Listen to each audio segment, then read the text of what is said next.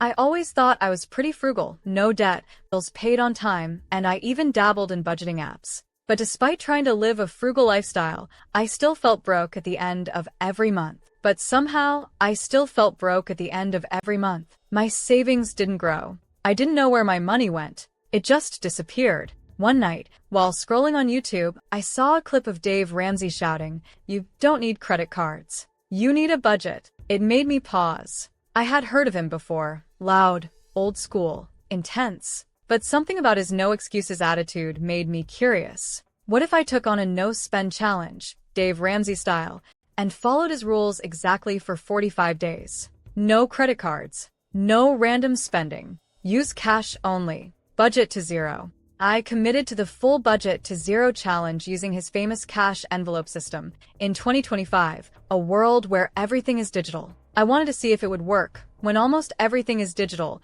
and even my coffee shop takes Apple Pay. So I grabbed some envelopes, made a plan, and started the challenge. At first, it felt like a weird money diet, but what happened next surprised me. This wasn't just about dollars and cents. It changed how I thought, how I spent, and even how I lived. And I didn't expect what I learned by the end. Dave Ramsey is one of the most famous personal finance experts in the world. He became well known after going bankrupt in his 20s. After that, he promised never to borrow money again. He created a step-by-step plan to help people get out of debt, save money, and build wealth. He calls it the baby steps. Today, Ramsey runs a big company, hosts a popular radio show and podcast, and has millions of followers. He's bold, loud, and doesn't believe in credit cards at all. His advice is strict, but simple. Pay off all debt, save an emergency fund, pay with cash, and live below your means. Recently, his ideas are trending again. Many young people online are trying his methods to escape paycheck-to-paycheck living.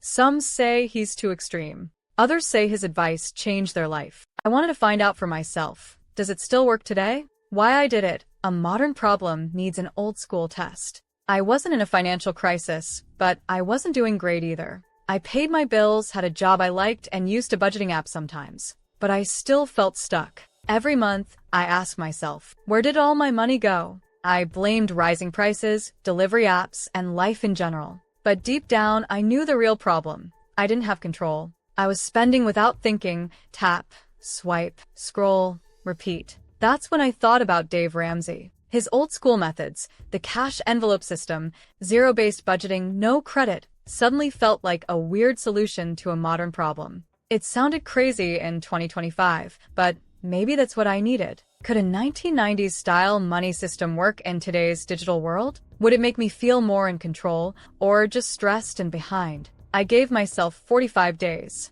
I promised to follow his rules exactly. No shortcuts. No credit. Just me, my budget, and a bunch of paper envelopes. Week 1 to 2. Shock and detox. The first week felt like a money detox. I took out cash from the ATM and split it into envelopes. Groceries, gas, eating out, and personal spending. No credit cards. No debit cards. Just real paper money. It felt strange. I hadn't used cash like this in years. At the grocery store, I held up the line trying to count exact change. At a cafe, I paid with a $5 bill, and the barista gave me a weird look, like I was using Monopoly money. I felt awkward. But at the same time, I noticed something new. I was more aware of every dollar I spent. Using cash made money feel real again. When I handed it over, I felt the loss. When I opened an envelope and saw it getting thinner, I slowed down. I asked myself, do I really need this? By week 2, the shock started to fade. I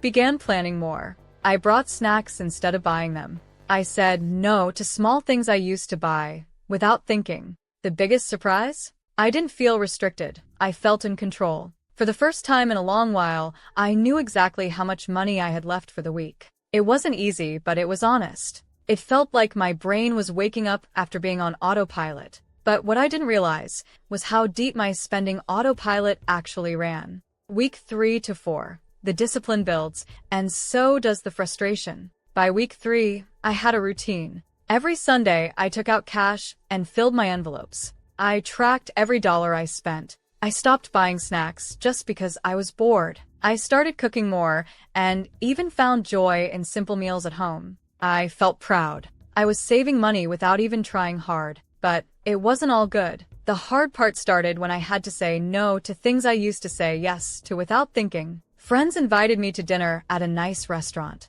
I checked my envelope. Only $18 left. I stayed home. It sucked. I felt left out. I missed being able to just join in without worrying. I even asked myself, is this too extreme? I also realized how often I used money for comfort. Bad day? Order takeout. Feeling bored? Buy something online. Now, I had to face those feelings without spending. But something else was happening, too. I started getting creative. Instead of eating out, I invited a friend over, and we made pasta at home. Instead of shopping, I went for walks or read free books online. Slowly, I found cheaper ways to enjoy life. I was still frustrated sometimes, but I was also proud of myself. I was learning that discipline isn't about punishment. It's about making better choices, even when it's hard. And every time I said no to a purchase, I was saying yes to a bigger goal: peace, savings, and freedom. That felt better than any online order. But just when I thought I had it figured out,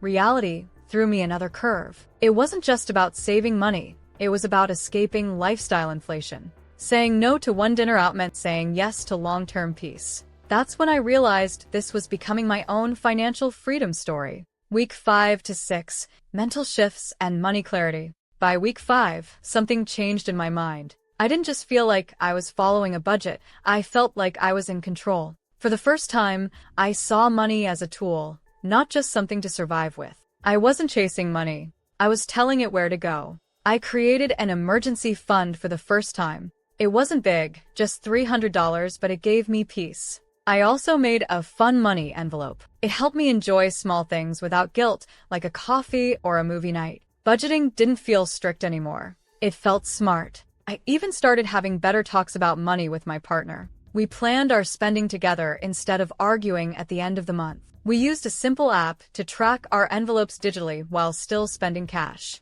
It was the best of both worlds. I also built something new, a small joy fund. I saw this idea on TikTok, a savings envelope just for fun, random moments. It helped me feel excited about money instead of scared of it. Another surprise? My stress went down. Even though I was spending less, I felt richer. I wasn't wondering where my money went. I knew. Every dollar had a job. By the end of week 6, I didn't just have more money saved. I had more confidence, more peace, and way less pressure. I realized the goal isn't to be perfect. It's to be present with your money. And that shift changed everything. But there was one more surprise I didn't see coming. What surprised me the most? I thought this challenge would just help me save some money, but it did a lot more than that. The biggest surprise? Using cash made me feel more connected to my money. I used to swipe and forget. Now I noticed every dollar. I thought it would feel limiting, but it actually made me feel free. I also didn't expect to learn so much about myself. I realized how often I spent out of boredom or stress.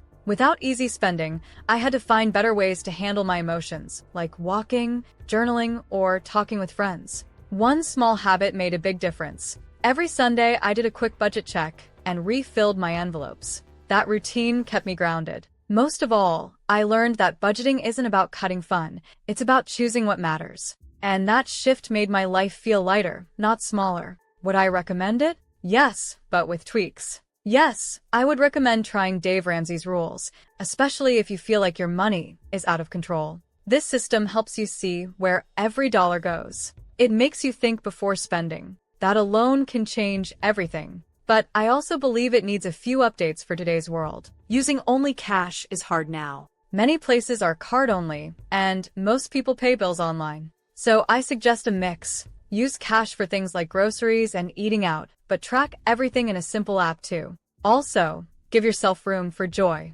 I added a fun and joy envelope to stay balanced. Without that, budgeting can feel too strict. This plan works best if you're trying to pay off debt, save faster, or just reset your habits. It's not about being cheap, it's about being clear. The rules are old school, but the results still work today. Just make it your own. When I started this challenge, I just wanted to save more and spend less. But what I got was much deeper than that. These 45 days of frugal living taught me that money isn't just numbers, it's about habits, emotions, and clarity. I went from mindless spending to conscious choices, and in doing so, I started building stealth wealth without even realizing it. I used to feel unsure and stressed about my finances. Now, I feel calm and in control, even without a big income.